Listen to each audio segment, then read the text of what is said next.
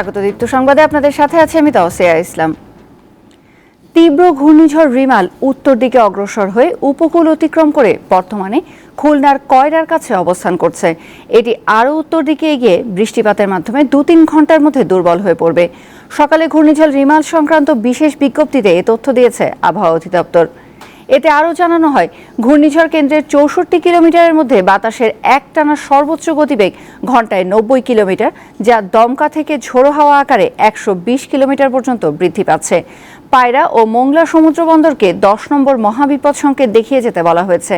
এছাড়া উপকূলীয় জেলা খুলনা, সাতক্ষীরা, বাগেরহাট, পিরোজপুর, ঝালকাঠি, বরগুনা, বরিশাল, ভোলা, পটুয়াখালী এবং তাদের অদূরবর্তী দ্বীপ ও চরসমূহ ১০ নম্বর মহাবিপদ সংকেতের আওতায় থাকবে। ঘূর্ণিঝড়ের কারণে এখন পর্যন্ত পটুয়াখালী, সাতক্ষীরা ও ভোলায় ৩ জনের মৃত্যুর খবর পাওয়া গেছে। রিমালের প্রভাবে উপকূলের বিভিন্ন এলাকায় অন্তত ২৬ লাখ গ্রাহক বিদ্যুৎহীন রয়েছেন। গাছ পড়ে লাইন ছিঁড়ে অনেক এলাকায় বিদ্যুৎ সরবরাহ বন্ধ হয়ে গেছে। ঘূর্ণিঝড়ের প্রভাবে বিভিন্ন নদ নদীর পানির উচ্চতা বেড়ে প্লাবিত হয়েছে নিম্নাঞ্চল। ঘূর্ণিঝড় রিমালের পরিস্থিতি জানাতে সরাসরি যুক্ত আছেন উপকূলীয় কয়েক জেলার সহকর্মীরা। শুরুতেই যাব পটুয়াখালীতে, সেখানে আছেন সহকর্মী মোহাম্মদ ইমরান। ইমরান, জেলায় ঘূর্ণিঝড়ের ক্ষয়ক্ষতির কি খবর পেয়েছেন আপনি? তেমন কোনো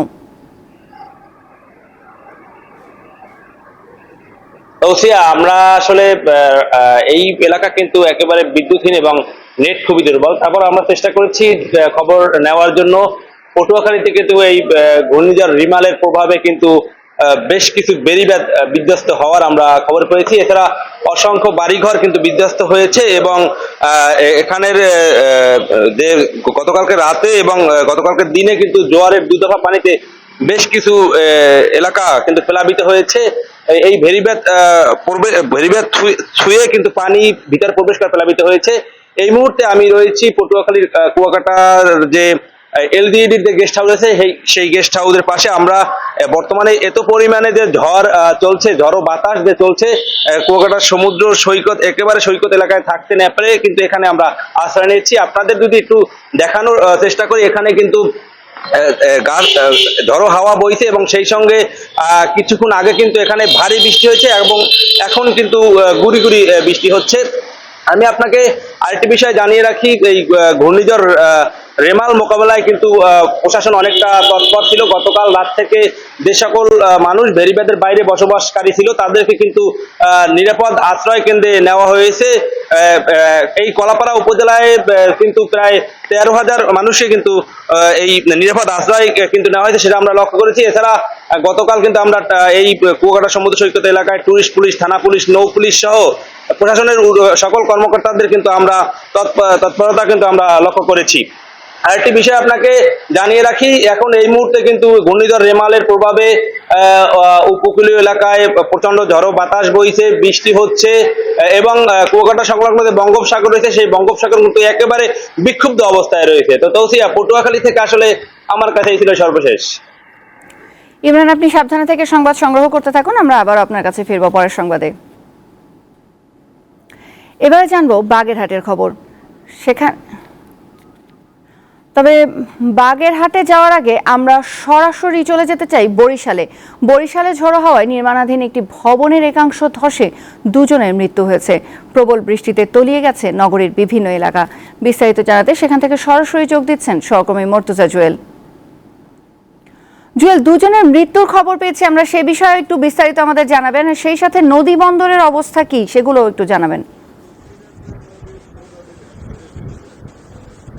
তাওসিয়া, ঘূর্ণিঝড় রিমালের প্রভাবে আজ ভোর ৪টার দিকে নগরীর রূপাতলী এলাকায় একটি নির্মাণাধীন ভবনের ছাদের একাংশ ধসে পড়ে।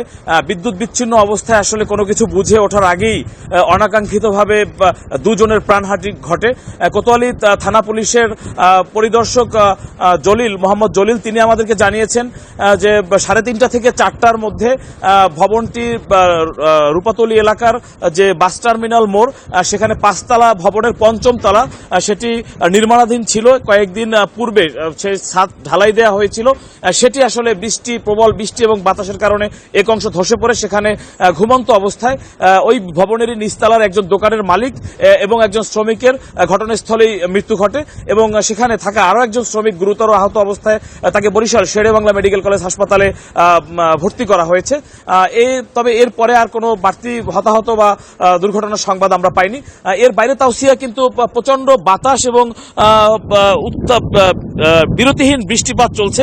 গতকাল রাত থেকে বরিশাল আবহাওয়া অফিস সকালে আমাদেরকে জানিয়েছে তারা সকাল 9টা পর্যন্ত 44 মিলিমিটার বৃষ্টিপাত রেকর্ড করেছে শেষ 6 ঘন্টায় এবং সর্বোচ্চ 77 কিলোমিটার ঘন্টায় বাতাসের গতিবেগ তারা রেকর্ড করেছে এবং জোয়ারের ফলে অতিবৃষ্টির ফলে নগরীর বটতলা, আমানতগঞ্জ, পলাশপুর এলাকা কিন্তু প্লাবিত হয়েছে। সেখানে হাঁটু সমান পানি পর্যন্ত উঠে গিয়েছে এবং এর বাইরে নদ নদীর পানি কিন্তু প্রায় 10 ফুটের মতো বৃদ্ধি পেয়ে নিম্নাঞ্চল যে এলাকাগুলো রয়েছে, নদী তীরবর্তী এলাকাগুলো, সেগুলো ইতিমধ্যে প্লাবিত হয়ে গিয়েছে। অসংখ্য গাছপালা উপড়ে পড়ে বিদ্যুৎ সংযোগ বিচ্ছিন্ন অবস্থায় রয়েছে গোটা বরিশাল নগরবাসী। জনদুর্ভোগ এবং নৌযান চলাচল বন্ধ থাকার পাশাপাশি সড়কেও কিন্তু দূরপাল্লার বাস এবং অভ্যন্তরীণ যে চলাচল সেটিও কিন্তু বন্ধ থাকায় এক প্রকার এখানকার নাগরিকরা কিন্তু অবরুদ্ধ অবস্থায় রয়েছে। এর পাশাপাশি আপনি জানেন যে মোবাইল নেটওয়ার্ক কিন্তু বিচ্ছিন্ন রয়েছে বৃহৎ একটি অংশগুলো এবং বিদ্যুৎ কিন্তু একেবারেই গতকাল রাত থেকে অধিকাংশ এলাকায় কিন্তু বিচ্ছিন্ন থাকার ফলে এক প্রকার মানুষ এখানকার অবরুদ্ধ অবস্থায় রয়েছে। তবে নদী তীরবর্তী যে এলাকাগুলো রয়েছে, হিজলা, মেহেন্দিগঞ্জ, সেখানকার মানুষদেরকে নিরাপদে গতকাল থেকেই বিকেল থেকেই জেলা প্রশাসনের এবং উপজেলা প্রশাসন তারা আশ্রয়ন কেন্দ্রে অবস্থান করেছে। সেখানকার মানুষদের মূলত 40,000-এর বেশি মানুষকে নগরীর জেলার 541টি সাইক্লোন শেল্টারে আশ্রয়নের আওতায় নিয়ে আসা হয়েছে এবং তারা এখন পর্যন্ত সেখানে রয়েছে। বৃষ্টি এবং দমকা হাওয়া এগুলো কমার পরে তাদেরকে মূলত সেখান থেকে ছাড়া হবে। তাওসিয়া, এই ছিল আসলে ঘূর্ণিঝড় রিমাল পরবর্তী সর্বশেষ পরিস্থিতি। আরেকটি বিষয়, আবহাওয়া দপ্তরের এখানকার পর্যবেক্ষক আব্দুল বশির আহমেদ তিনি আমাদেরকে বলেছেন যে ঘূর্ণিঝড়টি মূলত সাতক্ষীরা এবং খেপুপাড়ার অংশ হয়ে মূলত 450 কিলোমিটার এলাকা জুড়ে দক্ষিণাঞ্চলের উপর দিয়ে এর প্রভাব কিন্তু আজ সারা দিনভর বয়ে যাবে এবং এই ধরনের গুঁড়ি বৃষ্টি এবং দমকা হাওয়া এটি অব্যাহত থাকবে। এ ছিল তাওসিয়া আসলে বরিশাল থেকে আজকের এই পর্যন্ত সর্বশেষ তথ্য। জুয়েল, আপনি থাকুন সেখানে, আমরা পরবর্তী সময়ে আবার আপনার কাছে ফিরব। এবারে জানবো বাগেরহাটের খবর। বাগেরহাট থেকে সরাসরি যুক্ত হচ্ছেন সহকর্মী মামুন আহমেদ। মামুন, ঘূর্ণিঝড়ের কারণে বিদ্যুৎ সংযোগের কি অবস্থা, আর কত সংখ্যক গ্রাহক বিদ্যুৎহীন অবস্থায় আছেন? রাতভর তাণ্ডবের পর ঘূর্ণিঝড় রিমালের প্রভাব কিন্তু এখনো রয়েছে এবং সকাল থেকে কিন্তু বাতাসের তীব্রতা আরো বৃদ্ধি পেয়েছে এবং ঘূর্ণিঝড় রিমাল কিন্তু তার তাণ্ডব চালিয়ে যাচ্ছে এবং এই সর্বশেষ আমরা যেটি জানতে পেরেছি 6 থেকে 7 ফুট উচ্চতার জলপ্রপাতে কিন্তু বাগেরহাটের বিস্তীর্ণ এলাকা প্লাবিত হয়েছে। পাশাপাশি বাগেরহাটের সকল নদ নদীর পানি কিন্তু বিপদসীমার উপর দিয়ে প্রবাহিত হচ্ছে। এছাড়া আমি খোঁজ নিয়েছিলাম বাগেরহাটের শরণখোলা উপজেলার 35/1 বোল্ডারের বেইবার ভেঙে সেখানকার নিম্নাঞ্চল কিন্তু প্লাবিত হয়েছে, কাঁচা ঘর বাড়ি বিধ্বস্ত হয়েছে, পাশাপাশি হাজার হাজার গাছপালা বিধ্বস্ত হয়েছে। তবে এখন পর্যন্ত প্রাণহানির কোনো খবর কিন্তু আমরা জানতে পারি নাই। সর্বশেষ যেটি জানতে পেরেছি, জেলা প্রশাসনের পক্ষ থেকে কিন্তু বারবার কালকে তাগিদ দেওয়া হয়েছিল সাধারণ উপকূল নদী তীরবর্তী বসবাস করা মানুষদের কিন্তু সাইক্লোন সেন্টারে আশ্রয় নেওয়ার কথা বলেছিল। তাদের মধ্যে কিন্তু গতকাল সন্ধ্যা পর্যন্ত কিন্তু অনিয়া ছিল, তবে রাত যাওয়ার সাথে সাথে ঝড়ের তীব্রতা বাড়তে থাকে এবং সাধারণ মানুষ কিন্তু আশ্রয় কেন্দ্রে ছুটতে শুরু করে। সর্বশেষ আমরা যেটি জানতে পেরেছি, প্রায় 1 লক্ষ মানুষ এই মুহূর্তে আশ্রয় কেন্দ্রগুলোতে আশ্রয় নিয়েছে। পাশাপাশি সেখানকার গবাদি পশুও তারা আশ্রয় নিয়েছে। এখানকার তাদের জন্য শুকনো পানি এবং শুকনো খাবারের ব্যবস্থা করা হয়েছে জেলা প্রশাসনের পক্ষ থেকে। সর্বশেষ এই মুহূর্তে যদি বলি, রীতিমতো তাণ্ডব চালাচ্ছে ঘূর্ণিঝড় রিমাল এবং যার প্রভাবে কিন্তু রীতিমতো আতঙ্ক। বাগেরহাট থেকে জানাচ্ছিলেন সহকর্মী মামুন আহমেদ।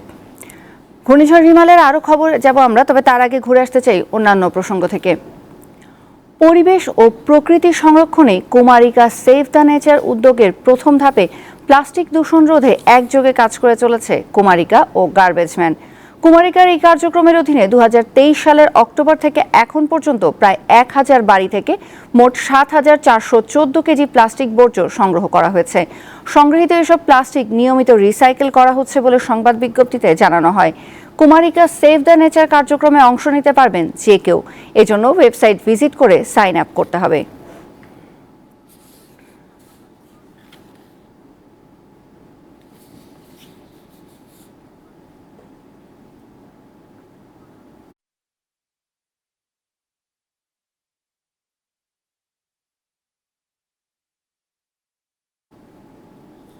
আবারও ঘূর্ণিঝড় রিমাল প্রসঙ্গ।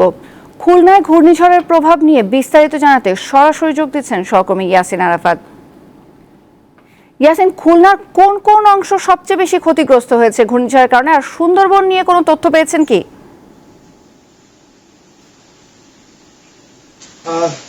যেমনটি বলছিলেন যে খুলনা এবং বাগেরহাট সাতক্ষীরায় ঘূর্ণিঝড়ের যে তাণ্ডব সারা রাত ধরে চলেছে, আমরা এখনো পর্যন্ত যে সংবাদ পেয়েছি, বিশেষ করে সুন্দরবন অঞ্চলের যে 16টি পয়েন্ট রয়েছে বা 16টি ওদের যে গ্রুপ রয়েছে, সেখানে কিন্তু প্রত্যেকটি 16টি পয়েন্টের প্রত্যেকটি জায়গাতে প্লাবিত হয়ে গেছে এবং জোয়ারের যে পানির চাপ রয়েছে, সেই পানির চাপে কিন্তু এটি কমছে না এবং প্রতিনিয়ত বাড়ছে। আমরা গতকাল বিকাল থেকে যে জায়গাটি দেখতে পেয়েছি যে জোয়ারের পানির চাপ বাড়ার পরপরই 3 থেকে 4 ফিট পানি বেড়েছে এবং রাত 12টায় যখন দ্বিতীয়বার জোয়ার এসেছে, সেই জোয়ারের পানির সংখ্যা কিন্তু আরো বেড়েছে এবং মূল ঝড়ের আঘাত সরে যাবার পরে এখনো কিন্তু চারিদিকে ঝোড়ো হাওয়া, ঝোড়ো বাতাস রয়েছে। আমরা যদি একটু দেখানোর চেষ্টা করি যে এই বাতাসের সাথে সাথে কিন্তু ভারী বৃষ্টি অব্যাহত রয়েছে, ফলে সুন্দরবনের নিম্ন অঞ্চল সহ খুলনার কয়রা এবং দাকব উপজেলার নিম্ন অঞ্চল কিন্তু একেবারে প্লাবিত হয়ে গেছে। আমরা যতটুকু জানতে পেরেছি যে দাকবের নলিয়াম এবং কলাবগি এলাকা প্লাবিত হয়েছে এবং এখানে কয়েক হাজার মৎস্যঘের ইতিমধ্যে কিন্তু ভেসে গিয়েছে এবং কয়রার যে উপকূলীয় বাঁধ, সেই উপকূলীয় বাঁধগুলি কিন্তু অত্যন্ত নাজুক অবস্থায় রয়েছে। যে কোনো মুহূর্তে যদি এই বাঁধ ভেঙে যায় তাহলে কিন্তু কয়রার একটি বিস্তীর্ণ এলাকা প্লাবিত হয়ে যাবে। তবে প্রশাসন চেষ্টা করছে দ্রুত সময়ের মধ্যে যেন তারা এই বাঁধকে যেন সংরক্ষণ করে রাখতে পারে এবং সাধারণ মানুষকে যেন তাদের আশ্রয়স্থলে ফেরত আনতে পারে, এমনকি কিন্তু তারা চেষ্টা করছেন এবং প্রশাসন সহ নৌবাহিনী এবং কোস্টগার্ড সহ প্রশাসনের সকল যে স্টেক হোল্ডার রয়েছে তারা কিন্তু এই চেষ্টাটাই করে যাচ্ছেন। আর এটি হচ্ছে তাদের এখন ঘূর্ণিঝড় পরবর্তী সব থেকে বড় চ্যালেঞ্জ। এটি ছিল খুলনা থেকে ঘূর্ণিঝড়ের সর্বশেষ অবস্থা। সহকর্মী ইয়াসিন আরাফাত জানাচ্ছিলেন খুলনা থেকে।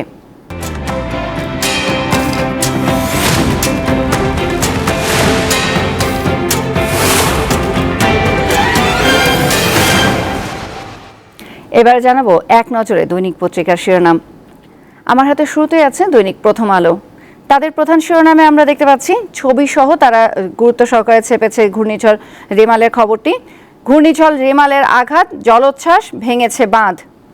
এর বাইরে আছে প্রধানমন্ত্রীর সঙ্গে ব্যবসায়ী নেতাদের বৈঠক। সুদ হার ও ডলারের মূল্যবৃদ্ধি নিয়ে উদ্বেগ জানালেন ব্যবসায়ীরা। এছাড়াও তাদের একটি নিজস্ব প্রতিবেদন আছে। গুলশানে একদিনে 4 ফ্ল্যাট কিনেছিল বেনজির পরিবার, জব্দের আদেশ আদালতের। এরপর জানাবো দৈনিক ইত্তেফাকের খবর। তাদের প্রধান শিরোনামেও আমরা ছবি সহ দেখতে পাচ্ছি ঘূর্ণিঝড় রেমালের খবরটি। তারা লিখেছে রেমালের তাণ্ডব, জলোচ্ছ্বাসে প্লাবিত বিস্তীর্ণ এলাকা। এর বাইরেও আছে বাঁধে ভাঙন, বহু গ্রাম প্লাবিত, কুয়াকাটায় জোয়ারে যুবকের মৃত্যু, ভেসে গেছে অসংখ্য পুকুরের মাছ। আর প্রধানমন্ত্রীর সংবাদটি আছে সুদ হার ও ডলারের মূল্য বৃদ্ধিতে ব্যবসায়ী নেতাদের উদ্বেগ, কর অবকাশ সুবিধা অনন্তকাল রাখা যাবে না বলেছেন প্রধানমন্ত্রী। এরপর আছে দৈনিক সমকাল। তাদের প্রধান শিরোনামেও আমরা অনেকটা একই রকম দেখতে পাচ্ছি। বড় করে ছবি সহ তারা ঘূর্ণিঝড় রেমালের খবরটি ছেপেছে। জলোচ্ছ্বাসে ডুবেছে উপকূল, বিদ্যুৎ পরিস্থিতি খারাপ, ঘুটঘুটে অন্ধকার। তারা বিভিন্ন আলাদা আলাদা চিত্র করে গ্রাফিক আকারে দিয়েছে এই ঘূর্ণিঝড় রেমালের প্রথম দিনে ক্ষয়ক্ষতিতে যা জানা গেছে। এর বাইরেও আছে কালীগঞ্জে আজিমের কার্যালয় থেকে রেকি করেছিলেন শিমুল, এমপি হত্যার নেপথ্যের কারণ নিয়ে তারা একটি অনুসন্ধানী প্রতিবেদন করেছে। এরপর জানাবো দৈনিক যুগান্তরের খবর।